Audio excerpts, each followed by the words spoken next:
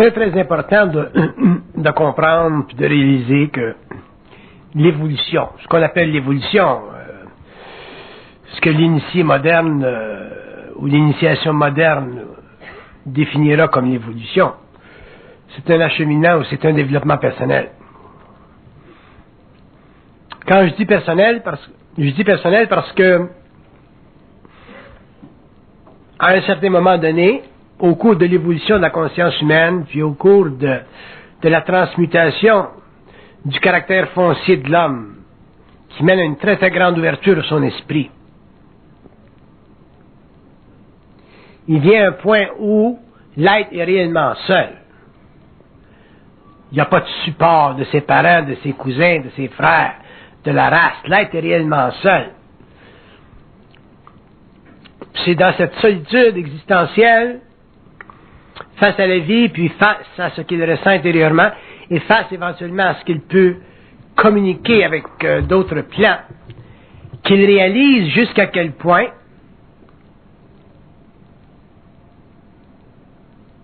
la formation de son ego dépend de son attachement à la conscience terrestre, donc à la conscience sociale, à la conscience de la race, à travers les différentes avenues comme l'éducation, la lecture, et ainsi de suite, ou la culture. Et que c'est au-delà de tout ça que commence son apprentissage. L'homme commencera à apprendre, donc à savoir par lui-même, lorsqu'il aura complètement dépassé les bornes qui aujourd'hui lui servent de guide, qui sont nécessaires, valables et qui ont été historiquement sanctionnées. Si on dit que pour le développement d'une psychologie évolutionnaire, l'ego devra développer un attribut qui ne faisait pas partie de la conscience de l'évolution. Parce que l'autorité pendant l'évolution appartenait à d'autres. Elle appartenait à des forces à l'extérieur de soi, ou même à des forces à l'intérieur de soi, mais qui étaient sur d'autres plans que soi. Donc, pendant l'évolution, l'homme n'a jamais eu la chance, ou l'occasion, ou l'opportunité de vérifier jusqu'à quel point il pouvait interpréter la réalité à sa manière. Et quand je dis interpréter la réalité à sa manière, je veux dire interpréter la réalité d'une manière universelle qui convient à tous les hommes. Et il n'a jamais pu le faire parce que il n'a jamais développé de critique absolue, c'est-à-dire qu'il n'a jamais assiégé la forteresse de la connaissance humaine, qu'elle soit philosophique, spirituelle, religieuse, idéologique, à un niveau ou un autre. L'homme n'a jamais assiégé les fondations de sa civilisation, de sa culture. Il y a eu du remue-ménage, il y a eu des révolutions, il y a eu de l'évolution, il y a eu des hommes qui sont venus dans certains temps et qui ont créé des idées chocs.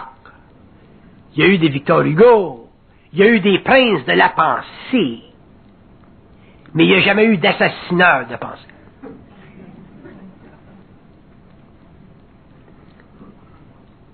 Parce que l'homme n'était pas arrivé à l'évolution. Il était encore dans l'involution. L'homme ne pouvait pas développer de critique absolue, donc il ne pouvait pas assassiner les assises de la pensée réfléchie pour libérer finalement le parfum de l'esprit, donc de la connaissance, le savoir qui fait partie de sa lumière à son échelle, à sa mesure, selon le caractère universel de son âme en évolution.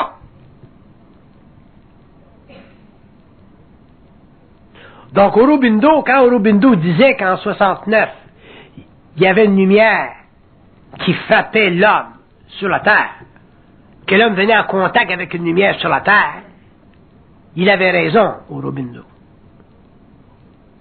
Donc, il situait l'homme sur une nouvelle courbe d'évolution, et ensuite, après lui, et au cours des générations à venir, ce sera le travail de l'homme de faire la même chose qu'il a fait pendant l'involution, c'est-à-dire se développer. Mais cette fois-ci, au lieu de se développer par rapport à des forces qui lui imposaient une doctrine, l'homme se développera par extension lui-même, par ce que j'appelle conscience en émission, au lieu de conscience en réflexion. Une conscience en émission, c'est une conscience qui possède techniquement ou qui a accès techniquement à tous les territoires. Quand je dis tous les territoires, je veux dire à tous les plans de conscience. Éventuellement, l'homme aura accès à tous les plans de conscience. Ce qui veut dire que l'homme sera capable de légiférer les lois sur le plan matériel, qu'on appelle la science. Il pourra légiférer les lois sur le plan astral, qu'on appelle la spiritualité. Et il pourra légiférer les lois sur le plan mental, qu'on appelle les études ou l'étude des mystères. Et ça l'amènera dans une quatrième évolution, dans un quatrième plan, à reconstruire sa relation avec la connaissance ou la conscience systémique. Donc, reconstruire sa relation avec les peuples ou les civilisations ou les intelligences qui viennent d'ailleurs, dans différents modes d'expression, dans différents modes de matérialité. Ça, c'est purement secondaire. Mais l'homme, finalement, pourra revenir à sa source, c'est-à-dire reconstruire le pont qui a été détruit pendant l'évolution, parce qu'il devait développer un ego pour éventuellement avoir accès à une conscience suffisamment sophistiquée, qu'on appelle le mental inférieur. Mais le mental inférieur, c'est plus suffisant pour l'homme. Parce que penser, c'est déjà une limitation sur sa lumière, donc sur son esprit. L'homme a besoin de communiquer avec les plans parallèles. Et pour ça, il faut qu'il commence à faire un travail de fond. Et le travail de fond, c'est prendre conscience que la critique absolue, c'est son fer de lance. C'est l'épée dont il se servira pour cette fois placer au-dessus de la tête des invisibles le glaive de Damoclès qui menace toujours les intelligences impérieuses qui, pendant l'évolution, ont servi de guide, mais qui lui ont aussi coupé la tête. C'est pour ça que l'homme n'a pas d'identité. Je vous donne un exemple simpliste. Si vous êtes un médecin, un grand chirurgien, à cause de votre habitude de traiter avec certaines gammes d'informations, à cause de vos habitudes à traiter avec des registres de connaissances qui ne font réellement pas partie de la conscience de la masse, vous avez l'impression, en tant que grand chirurgien, ou grand philosophe, ou grand théologien, ou grand architecte, de faire partie de ce qu'on appelle une élite. Un homme qui est très bien formé dans les sciences.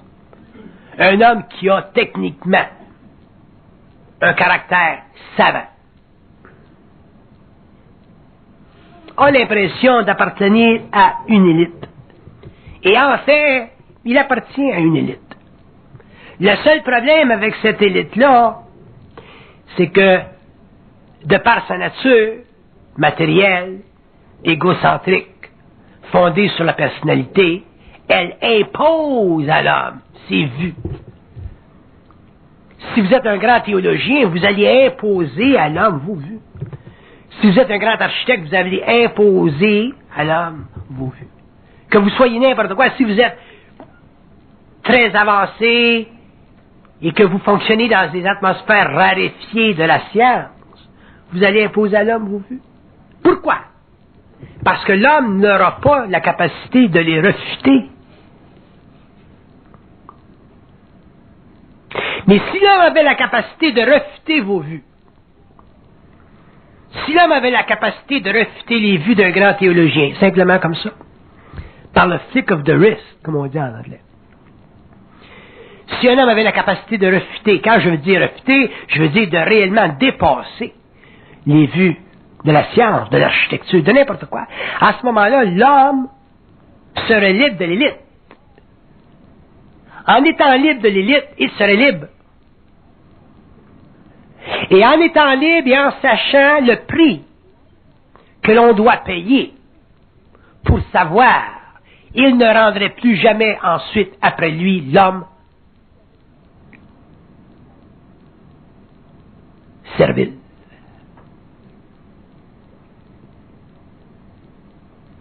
Si l'élite, ce qu'on appelle l'élite, était réellement grande sur la terre,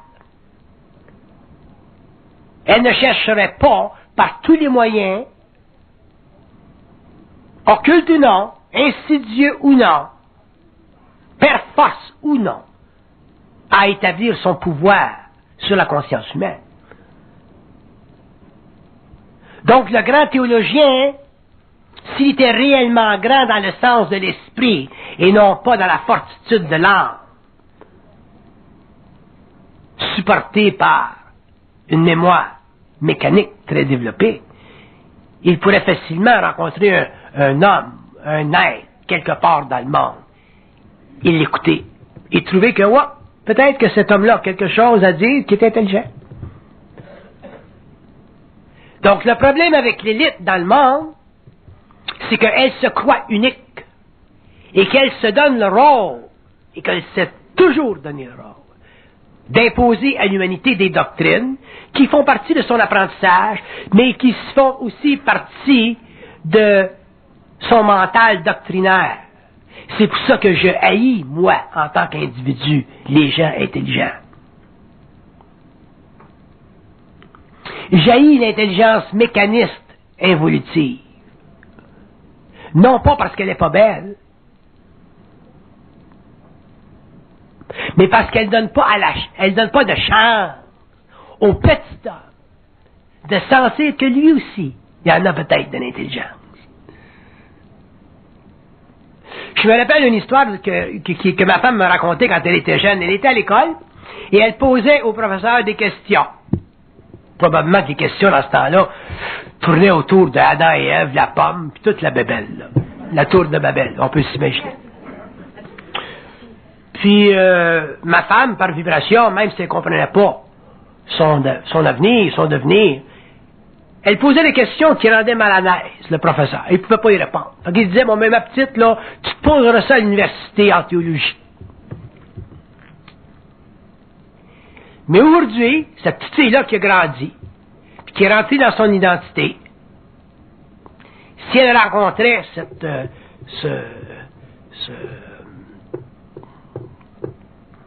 ce modèle d'ignorance, puis qu'elle dirait, bon, ben, assis-toi, petit gars, m'a te parler, là. M'a te parler de ta vie, là. M'a te faire de la voyance sur ta vie, m'a t'expliquer qu'est-ce qui t'a fait de l'an passé, qu'est-ce que t'as fait de l'an 19, pourquoi ta femme t'a crissé là. Qu'est-ce que tu fais, là, quand, dans la vie, comment est-ce que tu penses? Puis qu'elle commencerait lentement, là, à réellement, là, l'étamper, comme on parle, là. Ce prof-là, il se sentirait mal. M'a te parlé de ça, des archanges, puis Dieu, puis toutes ces affaires-là, puis la mort. M'a tout expliqué ça, c'est toi, là. Puis faire comprendre que c'est pas un degré universitaire qui donne à l'homme le droit à la connaissance. Le degré universitaire, il fait simplement, il donne simplement le droit de pouvoir bien te mémorer ce que les choses, ce que les autres ont mémorisé avant toi. Donc, ton degré universitaire, techniquement, te permet de cristalliser dans la forme un mouvement très long, historiquement très long, développement très lent, de ce qu'on appelle l'ignorance sophistiquée, les jeux d'esprit,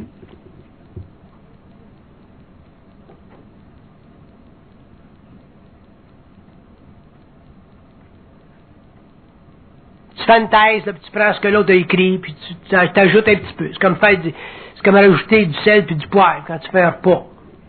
tu rajoutes. L'autre, la semaine après, il va rajouter. Puis tout le monde rajoute. Fait que tu rajoutes aux conneries fondamentales de je pense, donc je suis de Descartes. Mais tu continues à être con comme Descartes, mais avec la sophisterie de mental philosophique.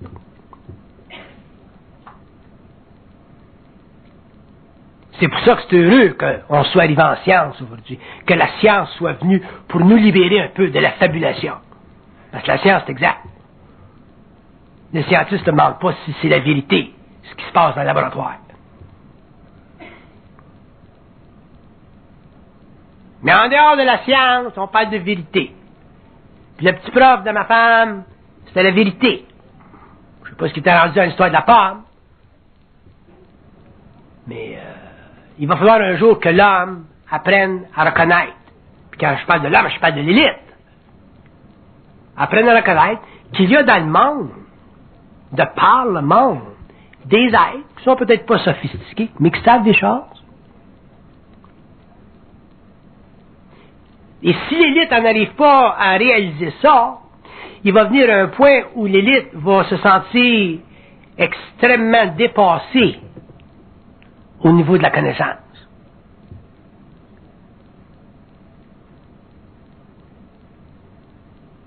Il y a des gens au niveau, il y a des gens dans le centre qui font l'étude des religions, au centre des religions de la province de Québec, qui pensent que je suis orgueilleux. Puis que j'aime pas discuter avec personne. Je vis dans ma tour d'ivoire, là. Je suis une sorte d'illuminé pour eux autres.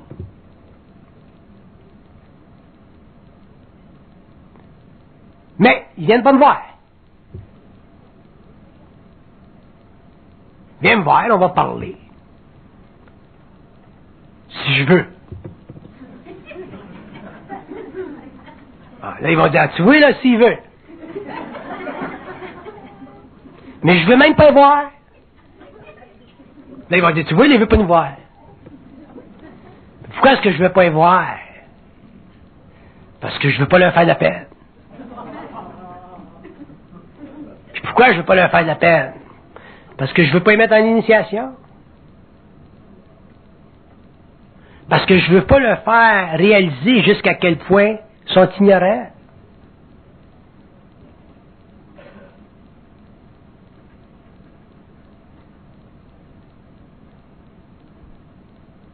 Parce que ce que l'homme pense, ou ce que le monde pense, ou ce que les universités pensent, ça ne change rien à ma vie. Je peux même pas penser à ce qu'ils pensent. Anyway.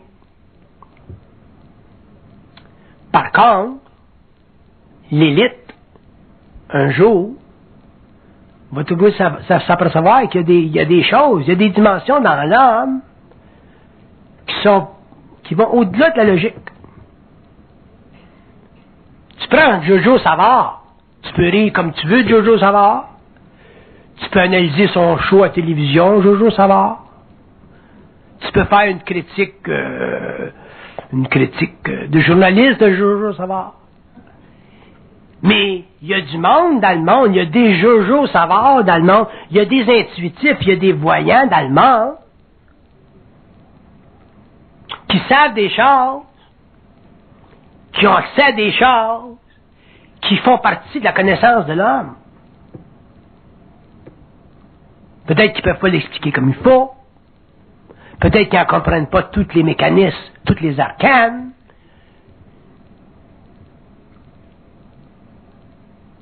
S'il y a des présidents de pays comme Mitterrand qui ont leurs voyants personnels, privés, là, qui ne veulent pas que personne connaisse, parce que c'est pas bon pour la presse.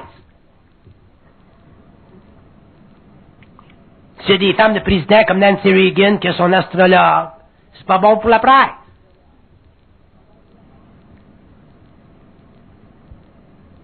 S'il y a des gens comme Churchill qui ont leur astrologue, c'est pas bon pour la presse. Pourquoi? Parce que l'élite est orgueilleuse. L'élite ne veut pas laisser sentir qu'il y a des trous dans son sac qu'elle ne peut pas calfeutrer, l'élite. Il n'y a rien de plus orgueilleux que l'élite. Y a-tu plus orgueilleux qu'un grand théologien encrassé dans la mémoire de la race judéo-chrétienne.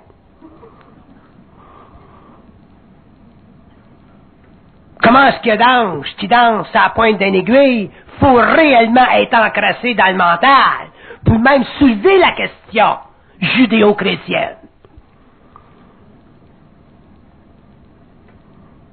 Puis on pense que c'est du génie, ça. Comment est-ce que d'ange qui danse à la pointe d'une épingle? Les Japonais, aujourd'hui, sont capables de faire de la miniaturisation plus développée que ça encore. En faisant une Toyota avec un moteur dans l'échelle des microns.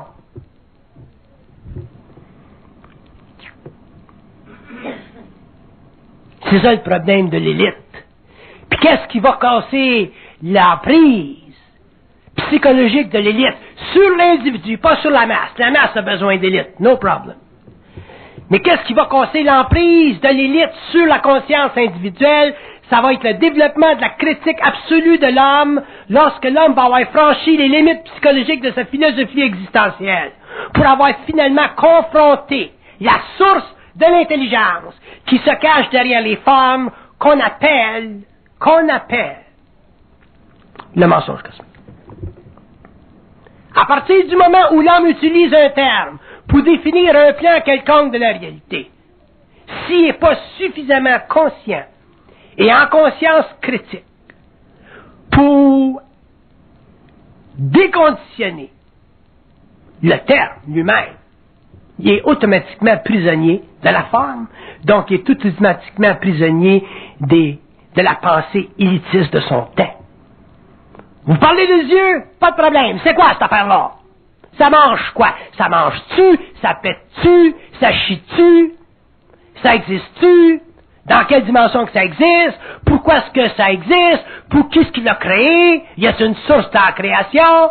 Valable? On ne peut pas indéfiniment demeurer des êtres éberlués par des pensées qui ont été créées par l'élite pour maintenir sur la conscience de l'homme individualisé l'empire de l'involution.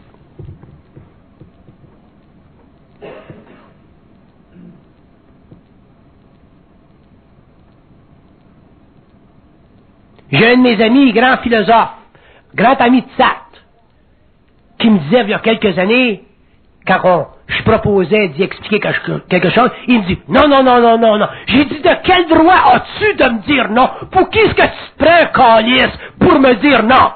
Ferme ta gueule, assis-toi, puis commence à écouter d'abord. Non. Aussitôt qu'on est confronté avec des notions qui vont à l'encontre de notre élitisme psychologique, non. Va voir un grand curé puis dis, m'a t'expliquer qu'est-ce que c'est Dieu à la toi ici, là. Il va dire non. C'est nous qui avons le rôle de vous instruire. Tu peux dire ça au monde, mais viens pas me dire ça à moi. Parce que ton café, tu ne digéreras pas, mon con. Les anges. Bon, j'ai rien contre le concept d'un ange, mais c'est quoi? Viens pas me dire que c'est un article de foi. L'article de foi. Ça, t'achètes ça chez Eaton, des articles de foi. De la foi de morue. L'article de foi. Puis c'est pour ça que l'élite, elle vient pas me voir. Parce qu'assez l'élite, qu'avec moi, il n'y a rien à faire.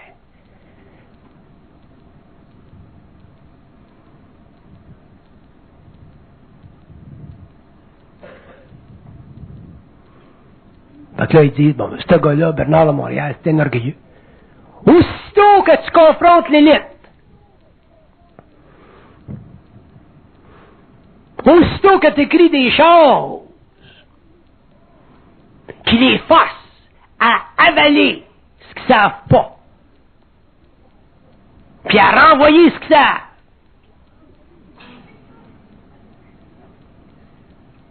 ils sont plus bien dans leur peau. Il y a un grand de la province de Québec qui me dit un jour d'un salon mortuaire, il me dit, Monsieur Bernard, il dit, vous êtes piquant. Je comprends que je suis piquant.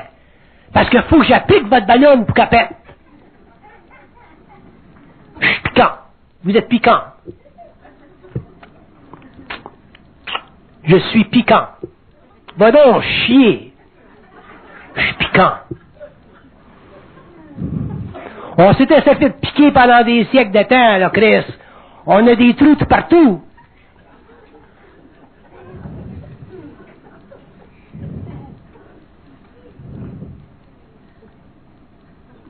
Puis je suis faim. Imagine-toi si j'étais pas faim.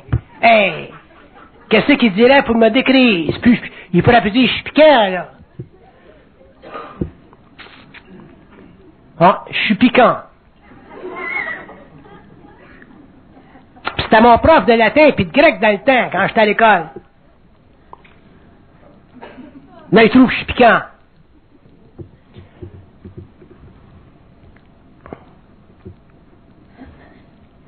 Fait que le point que je veux faire, c'est que l'évolution de la conscience, le développement de la conscience évolutionnaire, ça va être individuel. Ça va être entre l'homme et l'homme. L'homme va se séparer de la mémoire de la race.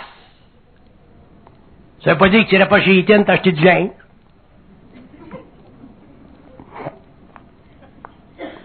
Ça veut pas dire que tu vas pas arrêter ces lumières rouges.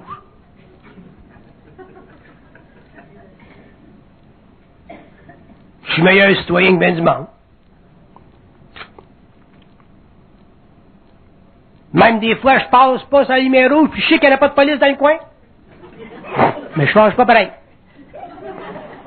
Parce qu'il y a quelqu'un à côté qui dit, ah, il a passé. Fait que pour pas impressionner négativement mon confrère conducteur, je passe pas. Mais peut-être que si j'étais un curé, je passerais. Pour lui faire un petit péché de m'avoir jugé.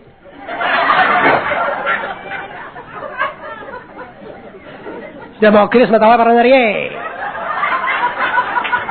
Tu penses que t'es saint, t'es plus saint que moi, t'as le bon Dieu de ton bord. Tu viens de me juger, te juger.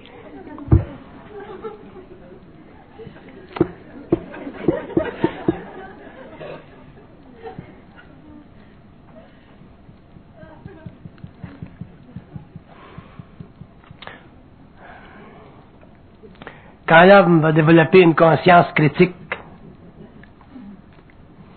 il va commencer à découvrir qu'il est très seul dans son être-té. Puis qu'il est bien là. Et qu'il aime facilement l'âme ou l'humanité, dans la mesure où elle n'est pas trop élitiste, pas trop orgueilleuse, qu'elle se parle pas trop au sérieux. Parce qu'on commence à développer une conscience mentale suffisamment sophistiquée pour commencer à traiter avec l'étude des différents systèmes matériels, psychiques et autres. C'est pas fini l'évolution de la planète Terre. On est en 1995, 96, whatever. Ça, c'est le problème de pas trop penser.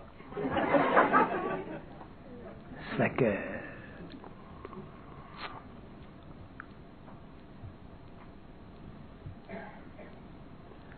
En tant que personne qui pense pas trop et qui réalise jusqu'à quel point on était framé, puis vous autres, là, quand vous pensez à qu'on était framé, vous pensez qu'on était framé en fonction des idéologies, là. Mais là, vous n'avez pas commencé, l'homme n'a pas commencé encore le grand voyage intérieur. Quand tu vas sur les plans le soir, là.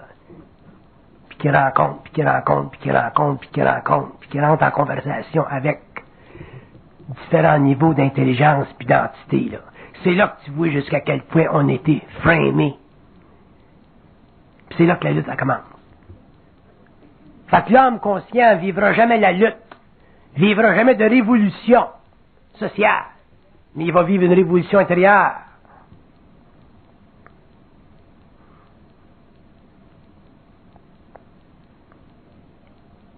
Qui va mener une grande transformation intérieure. Mais il viendra le moment au cours de son évolution dans sa vie personnelle, où finalement, il aura conscience d'être. Il n'aurait plus besoin d'aller voir ce que Jean-Paul Sartre a dit. Il n'aurait plus besoin de faire référence à Shakespeare. To be or not to be. We're not to be anyway. L'homme va réellement savoir qu'est-ce que c'est être. Puis il va réaliser que être, c'est le résultat de la lutte personnelle, individuelle, contre tout ce qui constitue en lui le mensonge. Puis il y a des vérités qui existent dans le monde qui sont tellement mensongères, elles sont très nécessaires, mais elles sont tellement mensongères qu'à partir du moment où l'homme réalise ça, il ne peut plus appartenir à la mémoire de la race.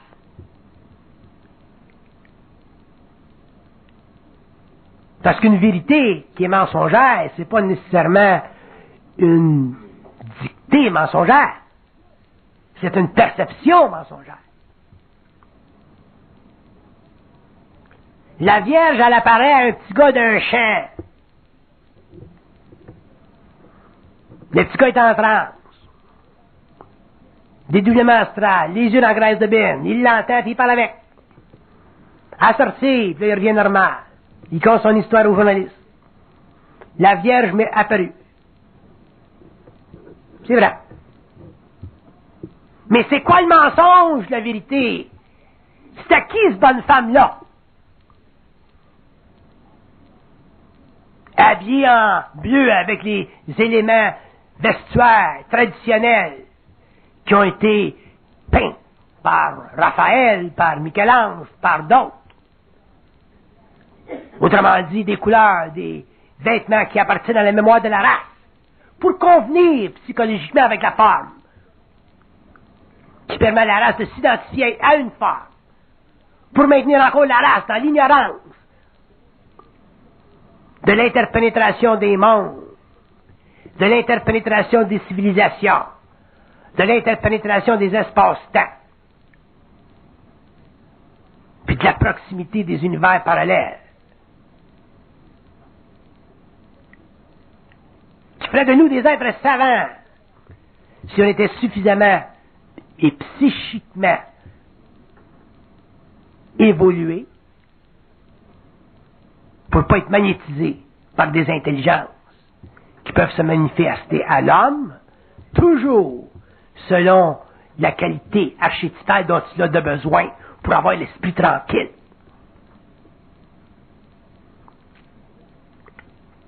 La Vierge t'apparaît. T'es safe. Mais elle apparaît pas du monde comme moi, bon. Oh, sacrement non, il t'a chié, lui.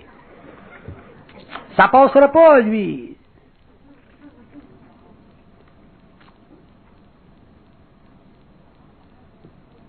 Mais elle va apparaître un petit gars d'un champ quelque part, en Europe de l'Est, jusqu'à ces pauvres, là, puis qui sont encore au Moyen-Âge spirituel de l'humanité. Mais un gars comme moi, là, qui est prêt à dire, bon, enlève ton linge, là. Pas dans le sens de me faire du nudisme. Mais qu'est-ce qu'il y a en arrière de la forme, là? Prends-moi pas pour un con. Parce que moi, tu me magnétiseras pas ces autres plans. Je n'ai vu d'autres avant toi. Qu'est-ce que t'as de l'air? Ah, tu viens de là. C'est ça ton nom. Il y a un langage qui existe entre l'homme et ce monde-là. Tu peux le parler, c'est comme n'importe quoi. C'est pas du russe, c'est pas connecté aux langues indo-européennes. Mais il y a un langage. Tu peux parler à ce monde-là. Mais quand tu parles à ce monde-là avec un langage d'une certaine manière, puis que t'es plus magnétisé dans le mental, là, tu t'aperçois que c'est pas la même affaire. C'est pas une petite bonne femme avec une robe bleue, puis des pans blancs en avant, puis une petite peau d'ivoire, qui se tient avec les yeux dans la graisse de bine, puis qui te dit de prier, puis de prier, puis de prier, puis de prier, puis de prier. Tu peux pas me dire de prier, moi. On va te dire, c'est toi, Chris.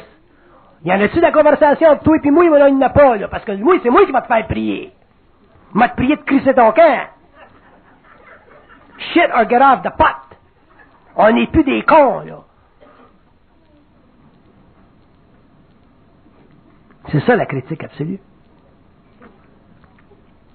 Donc, si tu n'es pas capable de vivre une critique ou manifester une critique absolue, quand tu viens en contact absolument avec des étrangers, des espaces parallèles, ben, tu es utilisé comme beaucoup ont été utilisés pour perpétrer sur la Terre le mensonge cosmique à travers des vérités à demi expliquées qui font partie des besoins archétypales de la conscience planétaire d'une race qui ne connaît pas ses origines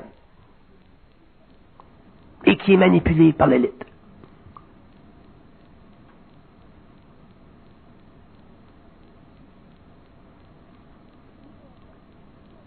Fait que les concepts qui soutiennent la conscience humaine sur la Terre, n'importe quel niveau, que ce soit des concepts religieux, spirituels ou occultes, n'importe quelle fantaisie,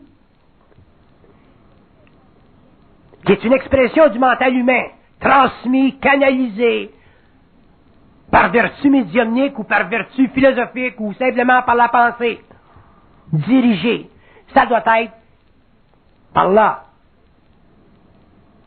investigué, compris.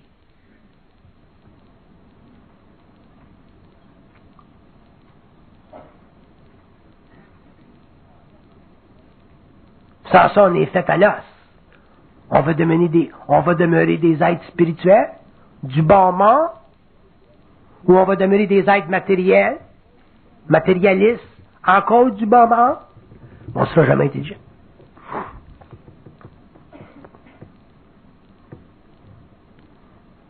Donc la critique absolue, ça fera partie de la fondation de la conscience mentale renouvelée, ça fera partie du grand écart entre la conscience supramentale et la conscience mentale de l'évolution. Et c'est à travers la critique absolue que l'homme éventuellement en arrivera à éventer les mystères et à finalement pouvoir reconnaître, parce que sa vibration va changer avec le temps, l'homme pourra reconnaître et donner des noms à des mondes, à des intelligences, à des races. Puis on saura un jour qu'est-ce que c'est un archange planétaire. On saura qu'est-ce que c'est un ange. On saura qu'est-ce que c'est un Elohim. On saura qu'est-ce que c'est une âme.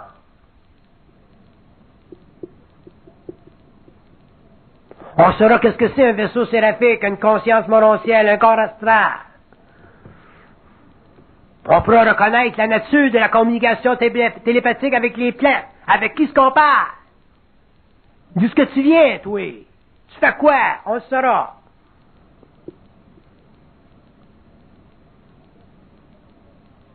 De cette expérience fondamentale, renouvelée, qui fera partie de l'évolution de la conscience humaine, qui fera partie finalement de l'abolition du pouvoir de l'élite sur la conscience de l'homme.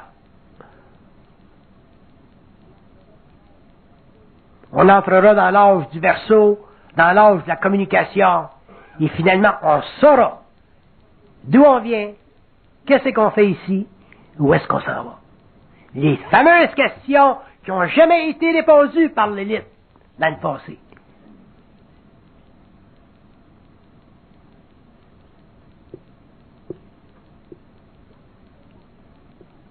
L'homme s'y donnera ses propres réponses à lui-même, parce qu'il aura finalement compris que critiquer absolument veut dire lutter absolument contre le mensonge.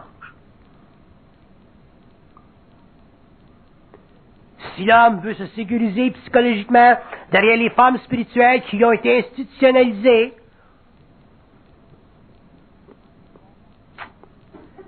pour ne pas attardiser son esprit, pour le confiner,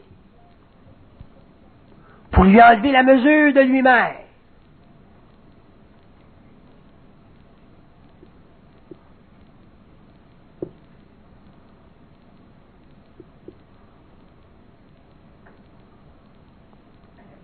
donc l'homme commencera à réaliser que dans le fond, il n'y en a pas d'autorité au-dessus de lui.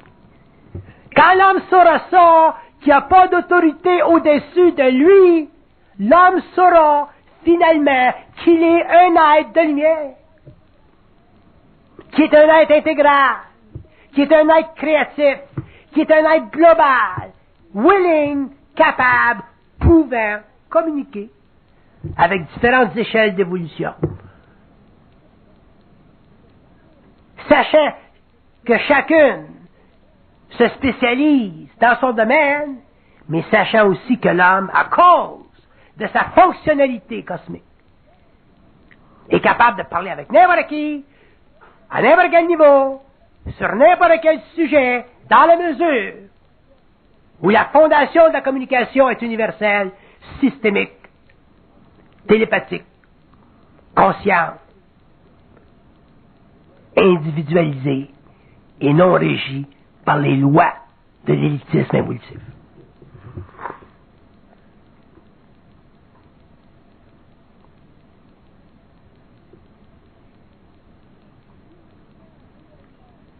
Sur les plans réellement bas de la lumière, sur les plans réellement bas de l'expérience planétaire, il y a des peuples dans le monde aujourd'hui qui ont la responsabilité inconsciente, mais cosmique, de mener les masses, les grandes masses humaines, vers un plus grand degré de libération, d'évolution, de liberté.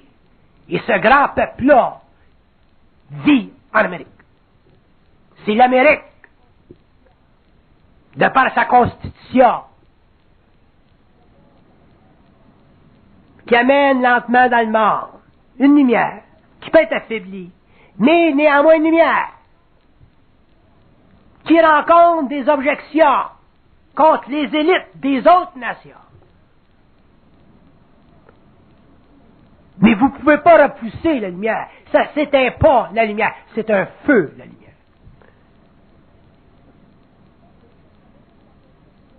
On critique l'Amérique, on critique les Américains. Parce qu'ils sont puissants, parce que souvent ils sont cons. Ça, c'est parce qu'on regarde de manière grossière ce qui se passe dans le laboratoire américain, avec des yeux humains et des émotions humaines. Mais si on regarderait ce qui se passe dans l'Amérique, dans la conscience de l'Amérique, ce que signifie la Constitution américaine pour l'évolution des peuples et des races de la Terre, pour l'évolution des femmes de la Terre, on réaliserait qu'il y a un grand rapport, qu'il y a un grand rapprochement entre l'inconscience spirituelle américaine et les forces cosmiques sur la Terre, dans l'invisible, qui travaillent à l'émancipation de l'homme à des niveaux très très inférieurs. C'est l'Amérique qui va amener la communication dans le monde.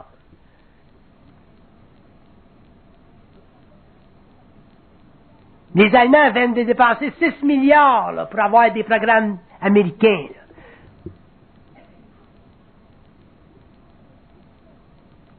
L'Internet, tout ça, là, ça vient d'où? Ça vient de l'Amérique, ça.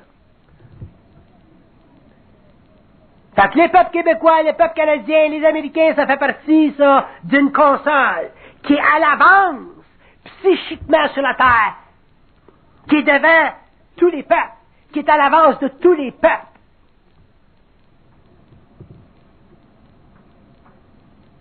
C'est pour ça que c'est de l'Occident que viendra la lumière.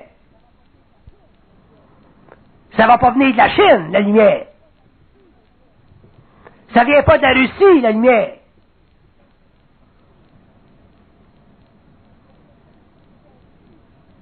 Ça vient pas des peuples qui ont cru un petit peu trop à l'élitisme, la lumière. L'élitisme marxiste, l'élitisme oriental. Ça vient des peuples où l'élitisme est vraiment fragmenté, là. L'Amérique. Les Américains, l'élite, là.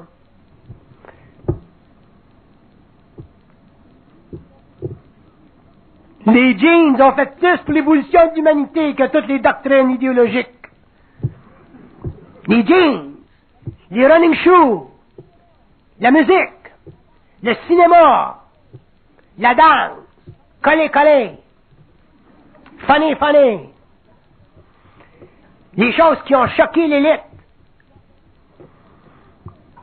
qui ont permis finalement, à un niveau inconscient, à des êtres, avec leur inconscience, de commencer à réaliser que la domination des âmes, ça tire à sa fin. Fait que si vous amenez ça sur une échelle plus loin, plus avancée, plus vaste, plus occulte, Il y en a un autre grand Américain. Il y en a un autre homme de l'Amérique. Il y en aura d'autres hommes de l'Amérique. Il y aura d'autres Américains qui confronteront l'élite, qui confronteront le mensonge, qui confronteront les dictées, qui ont toujours gardé l'homme de l'évolution à l'intérieur d'un certain confin, qui n'ont jamais permis à l'homme de savoir que lui, en tant qu'être, était plus grand que la somme de ses parties. Qu'en fait, l'homme est lumière, et que l'homme un jour saura qu'il est lumière, et quand l'homme saura qu'il est lumière, il saura que l'intelligence vient d'ailleurs, et quand l'homme saura ça, que l'intelligence vient d'ailleurs, c'est parce que là, il aura, de manière absolue, critiqué les conditions, les fondations de ses connaissances anciennes. L'homme se sera libéré du connu, et il aura fait finalement fructifier la pensée de Krishnamurti, qui disait que lorsque l'homme sera libéré du connu, l'homme commencera à avoir une mesure de lui-même.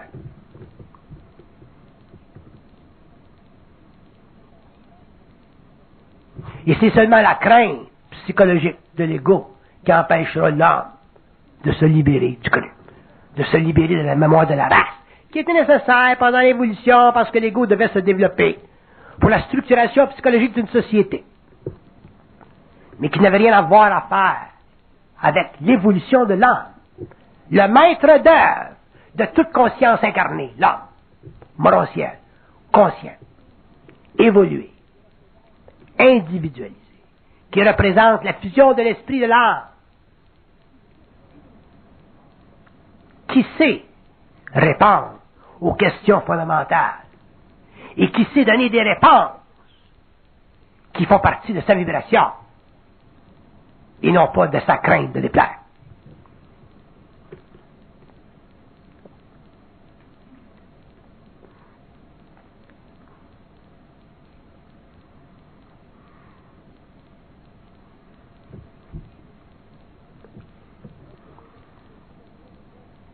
Quand vous aurez un esprit critique, on dira de vous autres aussi que vous êtes orgueilleux. Qu'est-ce qu'elle se prend? Qu'est-ce qu'elle se prend, elle?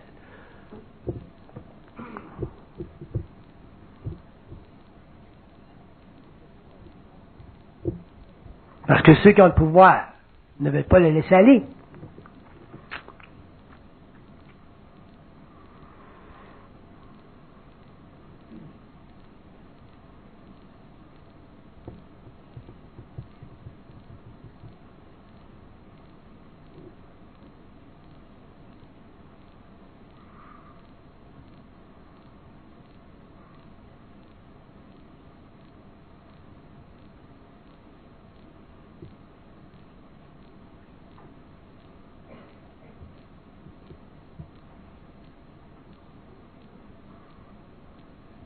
J'ai reçu une lettre de France dernièrement. La personne me demandait si c'était possible pour un Français de comprendre ce qui se dit au Québec. J'ai dit oui.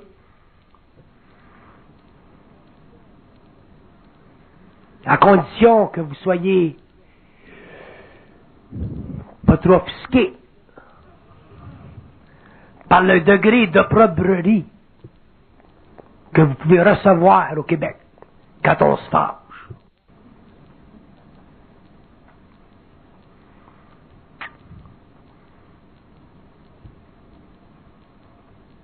Parce que j'ai dit la politesse française, qui est très utile dans les salons, mais qui sert de savon entre les esprits. Au Québec, ça n'existe pas. On est réellement mal foutu au niveau de la politesse. On sac en hostie. Parce qu'on a été cœuré en maudit. Puis on a plein de cul de l'ignorance. Fait que j'ai dit, il n'y a pas grand-chose qu'on peut dire, nous autres, au Québec, sans vous offusquer, vous autres, les Français polis. Par contre, je peux vous dire une chose. Il y a assez de feu au Québec. Il faut mettre le feu au cul à n'importe qui.